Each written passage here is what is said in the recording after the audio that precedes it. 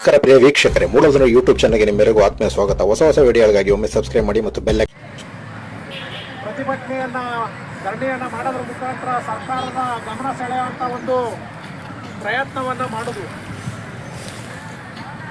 ಮೊದಲನೇ ದಿನವೇ ಅವರು ತಹಸೀಲ್ದಾರ್ ಅವ್ರು ಬಂದಿರಲಿಲ್ಲ. ಅವರ ಅಧೀನದ ಸಿಬ್ಬಂದಿಗಳನ್ನ ಕಳಿಸಿ ಮಾತಾಡಬಾರ್ದು ಅವರ ಅಧೀನದ ಸಿಬ್ಬಂದಿಗಳನ್ನ ಕಳಿಸಿ ಜಾಗ ಕೊಡ್ತೀವಿ, ಪ್ರತಿಭಟನೆ ವಾಪಸ್ ತಗೊಳ್ಳಿ ಅಂತ ಕೇಳಿದ್ರು. ನಾವು ಗೆಟ್ಟಲಿಲ್ಲ ಅಂತ ಎನ್ನೇ ತಹಸೀಲ್ದಾರನೇ ಬಂದು ನಮ್ಗೆ 10 ದಿನ ಟೈಮ್ ಕೊಡಿ, ನಿಮಗೆ ಜಾಗ ಕೊಡ್ತೀವಿ ಅಂತ ಹೇಳಿದ್ರು. ಅದಕ್ಕೂ ನಾವು ಜಗ್ದೇನೆ ಇಲ್ಲೇ ಇದ್ದೀವಿ. ಕಾರಣ ಇಷ್ಟೇ, ನಾವು ಇಷ್ಟೊಂದು ಮಂಡವಾದ ಮಾಡಬೇಕಾದಂಥ ಅವಶ್ಯಕತೆಯೂ ಇರಲಿಲ್ಲ. ಆದರೆ ನಾವೇನು ಕೇಳ್ತಾ ಇರೋಂಥದ್ದು ಇವತ್ತು ಕೇಳ್ತಾ ಇರೋಂಥದ್ದಲ್ಲ, ಹೊಸದಾಗಿ ನಿಮಗೆ ಗೊತ್ತಿಲ್ವೋ. ಕೆಲವು ಹಿರಿಯರೆಲ್ಲ ಇದ್ದರು ನಿಮ್ಮಲ್ಲಿ. ಮಾರಪ್ಪ ಅಂತ ಇದ್ದ, ಇನ್ನೊಬ್ಬರು ಕೃಷ್ಣಪ್ಪ ಅಂತ ಇದ್ದರು, ಪಾಪ ಒಬ್ಬರು ವಯಸ್ಸಾದವರೆಲ್ಲ ಇದ್ದರು. ಅವರೆಲ್ಲ ಪಾಪ ನಮ್ಮ ಜೊತೆ ಬಂದು ಸಂಪರ್ಕ ಓಡಾಡ್ತಾ ಇದ್ರು ಆಫೀಸ್ಗಳಿಗೆ. ಇದು ಯಾವತ್ತೂ ನಿಮ್ಮ ಜಾಗನ ಕಿತ್ಕೊಂಡು ಸರ್ಕಾರ ಅವತ್ತಿಂದನೂ ನಡ್ಕೊಂಡು ಬಂದಿರೋ 25 ವರ್ಷದಿಂದ ನಡ್ಕೊಂಡು ಬಂದಿರೋ ಹೋರಾಟ. ನಾವು ಅವತ್ತಿಂದ ಅವ್ರಿಗೆ ನಮಗೇನು ನೀವು AS ಆಫೀಸರ್ಗಳು KS ಆಫೀಸರ್ಗಳು ಇರೋಂಗೆ 30-40 ಸೈಟ್ ಕೊಡಿ ಅಂತ ಏನು ಕೇಳ್ತಾ ಇರೋಂಥದ್ದಲ್ಲ. ನಮಗೆ ಒಂದಷ್ಟಾಗಲ ಎಷ್ಟು ನಾವು ಒಂದು ಕುಟುಂಬ ವಾಸ ಮಾಡೋದಕ್ಕೆ ಎಷ್ಟು ಬೇಕು, ಕನಿಷ್ಠ ಒಂದು 20 ಅಡಿ 30 ಅಡಿ ಅಳ್ತಾನಾದ್ರು ಸೈಟ್ ಕೊಡಿ ಅಂತ ಅಂದ್ಬಿಟ್ಟು ನಾವು ಕೇಳ್ತಾ ಇದ್ದೀವಿ. ಇನ್ನೇನು ಅವ್ರ ಆಸ್ತಿ ಬರ್ಕೊಡಿ, ಒಂದು 5 ಎಕರೆ ಜಮೀನು ಕೊಡಿ ಅಂತ ಏನೂ ಕೇಳ್ತಾ ಇಲ್ಲ. ಅದನ್ನು ಅವ್ರಿಗೆ ಮಾನ ಮರ್ಯಾದೆ ಇದ್ದಿದ್ದರೆ ಸರ್ಕಾರಕ್ಕೆ ಮತ್ತು ಅಧಿಕಾರಿಗಳಿಗೆ ಇಷ್ಟು ಆಗಲೇ ಕೊಡಬೇಕಾಗಿತ್ತು. ಗೊತ್ತಿಲ್ಲದೆ ಇರೋದ್ರಿಂದಲೇ ನಾವು ಇಷ್ಟೊಂದು ಇವತ್ತು ಬದುಕಿಡ್ತಾ ಇರೋಂಥ. ಇವತ್ತು ನಮಗೆ ಅವರು ಜಾಗ ತೋರಿಸಿದ್ರು ಎಲ್ಲೋ. ಅಧಿಕಾರಿಗಳು ಎಷ್ಟು ಬೇಜವಾಬ್ದಾರಿ ತಂದಿಂದ, ನಿರ್ಲಕ್ಷ್ಯ ತಂದಿಂದ ಕೆಲಸ ಮಾಡ್ತಾರೆ. ಆ ಕಾರಣದಿಂದಲೇ ನಮಗೆ ಇವತ್ತು ಸಿಕ್ಕಿದಂಥ ಜಾಗನೂ ಕೂಡ ಇವತ್ತು ನಮ್ದಂಥ ಜಾಗ ಅಂತಂದಂಗೆ ಆಗೋಯ್ತು. ನಮಗೆ ಕೊಟ್ಟಿದ್ದಂಥ ಜಾಗವನ್ನು ರಕ್ಷಣೆ ಮಾಡಬೇಕಾಗಿದ್ದಂಥ ಪುರಸಭಾ ಅಧಿಕಾರಿ ಜೇಡಿಕಟ್ಟೆ ಭೈರಪುರ ಸರ್ವೆ ನಂಬರ್ ಜೇಡಿಕಟ್ಟೆ 104ರಲ್ಲಿ 1 ಎಕರೆ ಜಾಗನ ಕೊಟ್ಟಿದ್ರು ನಮಗೆ. ಆ ಜಾಗನ ಕೆಲವು ಭೂಮಾಫಿಗಳೆಲ್ಲ ಒತ್ತುವರಿ ಮಾಡ್ಕೊಂಡು ಅಲ್ಲಿ ಬೇರೆಯವರು ಅಕ್ರಮವಾಗಿ ಗುಡ್ಸುಲ್ಗಳನ್ನ ಕಟ್ಕೊತಾ ಇದ್ದಾರೆ. ಅವರು ನ್ಯಾಯಯುತವಾಗಿ ಅದೇ ಜಾಗದಲ್ಲೇ ಸೈಟ್ ಕೊಡ್ತೀವಿ ಅಂತಂದಿದ್ರು. ರೋಸ್ಟರ್ ಪದ್ಧತಿ ಪ್ರಕಾರ ನಿವೇಶನ ಪರಿಶಿಷ್ಟ ಜಾತಿಯವ್ರಿಗೂ ಸೈಟ್ ಕೊಡ್ತೀವಿ ಅಂದಿಲ್ಲ. ನಮಗೆ ಸೈಟ್ ಆಗೇ ಹೋಗೋದು ಆ ಜಾಗದಲ್ಲಿ.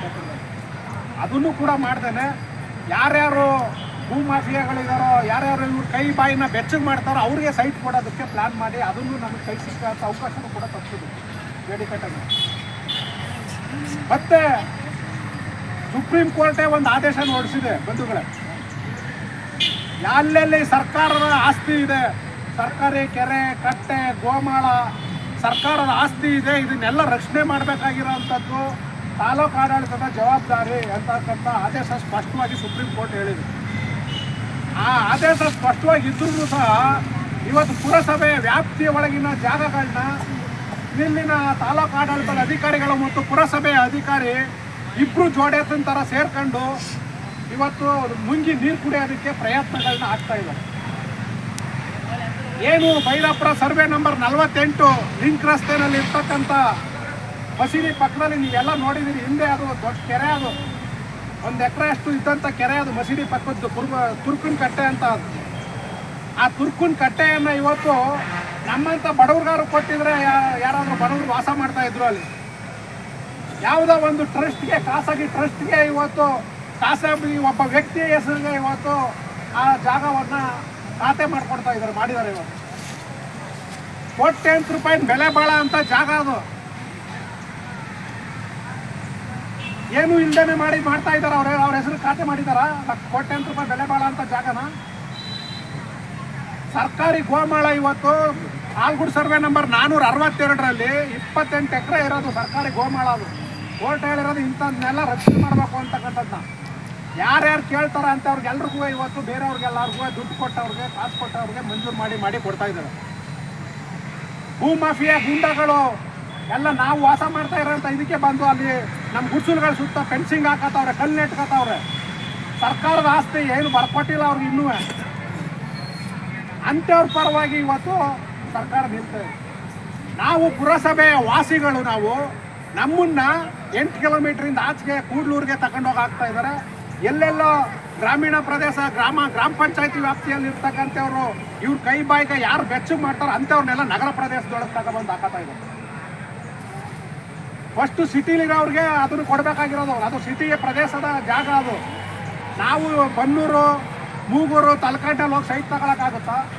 ಆದರೆ ಇವರು ಅಲ್ಲಿ ಸೈಟ್ ಕೊಡ್ತಾ ಇರೋಂಥದ್ದು ಬನ್ನೂರು, ಮೂಗೂರು, ತಲಕಾಡು ಭಾಗದಲ್ಲಿರೋಂಥವ್ರಿಗೆ ಅಲ್ಲಿ ಕರ್ಕೊಂಡ್ಬಂದು ಸೈಟ್ ಕೊಡ್ತಾರೆ.